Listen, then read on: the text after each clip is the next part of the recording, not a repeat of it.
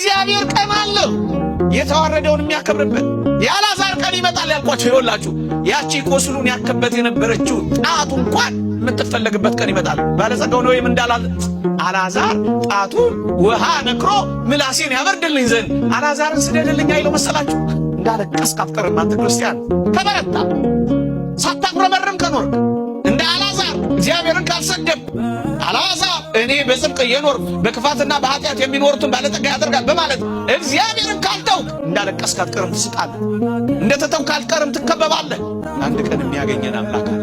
አንድ ቀን የሚያወጣን አምላክ አለ። በድካም አብዝተን፣ በጉስቁልና አብዝተን፣ ኃጢአት አብዝተን ለጥልል ሊሆን ይችላል። እንዳትረሱ። እግዚአብሔር ግን አንድ ቀን የቆሸሸውን የሚወለውልበት ቀን አለ። የጠቆረውን የሚያነጣበት ቀን አለ። የተጣለውን የሚያነሳበት ቀን አለ። የጠወለገውን የሚያለመልምበት ቀን አለ። የደከመውን የሚያበረታበት ቀን አለ። የተቀበረውን የሚያነሳበትና የሚያወጣበት ቀን አለ። እሱን ቀን ብቻ በተስፋ መረጋጋትና ከራስ ጋር መሆን። ራሳችንን እናዳምጥ። እውነቴን ነው። ቁጭ ብለን እናዳምጥ። እንዲያው ምን እንደሆነ አንዳንድ ጊዜ እንደው ከሰው ተለይቶ ራሱ እንኳን አንድ ቀን ራሱ ቁጭ ማለት ብቻ ነው። ዝም ብሎ ቁጭ ማለት ዝም ብሎ እኮ ነው። ምንም ሳትጸልዩም ቢሆን እውነቴን አንድ አቡነ ዘበሰማያት ጧት አድርሳችሁ ቁጭ ብላችሁ ዝም ብላችሁ አስቡ እስኪ። ቆይ እኔ ማን ነኝ? ስሜ ማን ነው? እኔ ምንድን ነኝ? ሰው። እኔ ምንድን ነኝ? ክርስቲያን። አሁን ምን እያረኩ ነው? እንደዚህ። ትናንትና ምን እያረኩ ነበር? እንደዚህ። እንደዚህ ሊሆን የቻልኩት በምን ምክንያት? እንደዚህ የደረሰባቸው አባቶችና እናቶች እንዴት ብለው አለፉት? እንደዚህ አድርገው። አሁን እኔ ማድረግ ያለብኝ እንዴት ነው? እንደዚህ። ይሄን ሳደርግ ለወደፊት የሚገጥመኝ እንቅፋት ምንድነው? እንደዚህ። ለዚያም መወስደው መፍትሄ ምንድነው? እንደዚህ ብሎ ማሰብ ይፈልጋል። አሁን እኮ ማሰብ የለም። የሚያስብ እኮ ሰው የለም። ይቅርታ ስለጠቀለልኩ ግን ስለማናስብም ጭምር ሰይጣን ምንድነው የሚያደርገን ካላችሁ እንዳናስብ ነው የሚያደርገን። ቁጭ ብለን እንድናስብ አያደርግም። የፈለገ ቢሆን አይናችን በእንቅልፍ እስከምትከደንባት ቅጽበት ድረስ እንዳናስብ ነው የሚያደርገን። እንዳናስብ እያደረገ መተኛት፣ ከዛ ሳናስብ አድረን መነሳት፣ ሳናስብ ወጥተን መሄድ፣ ሳናስብ ውለን መግባት፣ ሳናስብ አምሽተን መተኛት፣ በቃ መዞር ማለት ነው። እንደዚህ እንዳይሆን እግዚአብሔር ጠርቶናል። የጠራን ለምንድን ነው ማለት? እኔ ለምንድን ነው የጠራኝ? ለጵጵስና ነው ለክህነት ነው እንዳትሉ ደግሞ። እኔ የጠራን ለምንድን ነው ካላችሁ መንግስቱን ሊያወርሰን ነው የጠራን። የሹመት ዲቁና ጵጵስና ቅስና አይደለም፣ መንግስቱን ሊያወርሰን ጠርቶናል። ቢያንስ 3 ነገሮች ላይ ብንታገስ ጥሩ ነው። የመጀመሪያው እግዚአብሔርን ብንታገሰው መልካም ነው። እግዚአብሔርን ብንታገሰው ማለት ያልመለሰልንን ጥያቄዎች እስኪመልስልን ድረስ አለማጉረምረም ማለት መጠበቅ፣ አንተ በጊዜው ሁሉንም ታደርጋለህ ማለት። ሁለተኛ ለራሳችን ራሱ ትዕግስት ሊኖረን ይገባል። የእውነቴን ነው የምነግራችሁ። በአንድ ጊዜ ዛሬ መሰበክ ጀምረን የዛሬ ወር ጻድቅ መሆን መፈለግ ተገቢ አይደለም። እንችላለን? አንችልም። መታገስ ይገባል። የኛም አካል እስኪያድግ ልንጠብቀው ይገባል።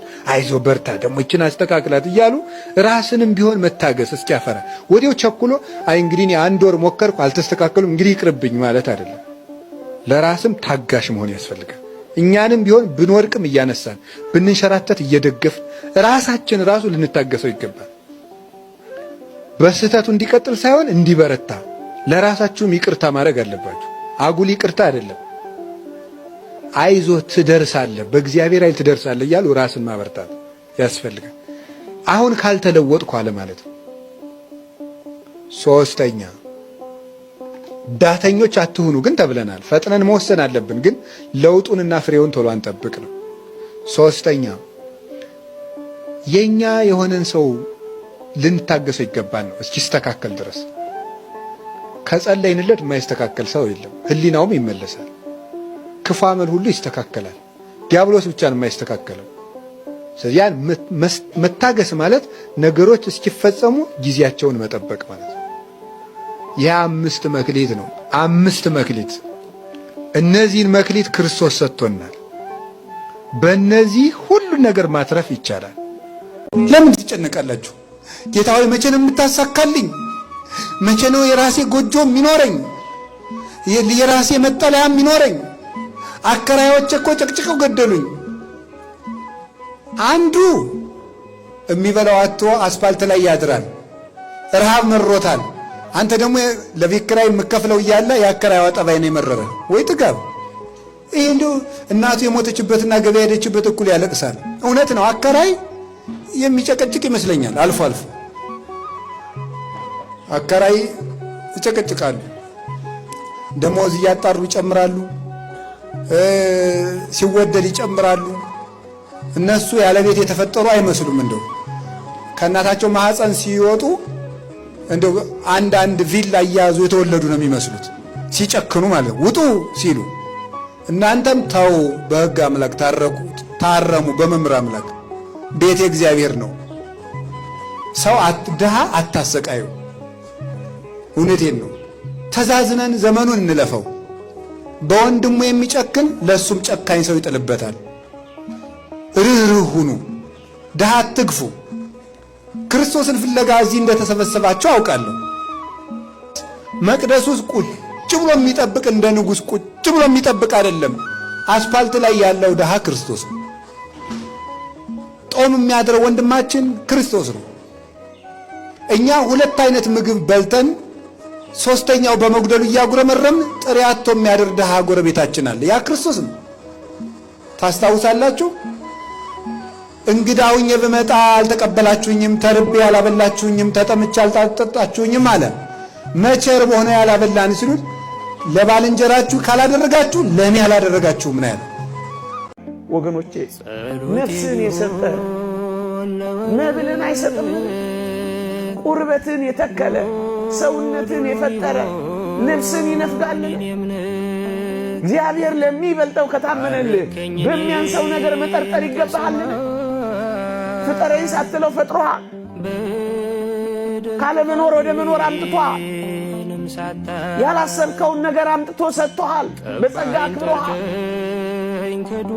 ታዲያ እፍኝ ጥሬ ኩባያ ውሃ እኔንና አንተን ይነፍገናል? ለዚህ እኮ ነው አይበልጥም ወይ ይላል። የሚበልጠውን ከሰጠኋችሁ የሚያንሰውን ነገር እነፍጋችኋለሁ ወይ እኮ ነው የሚለው ወገኖቼ።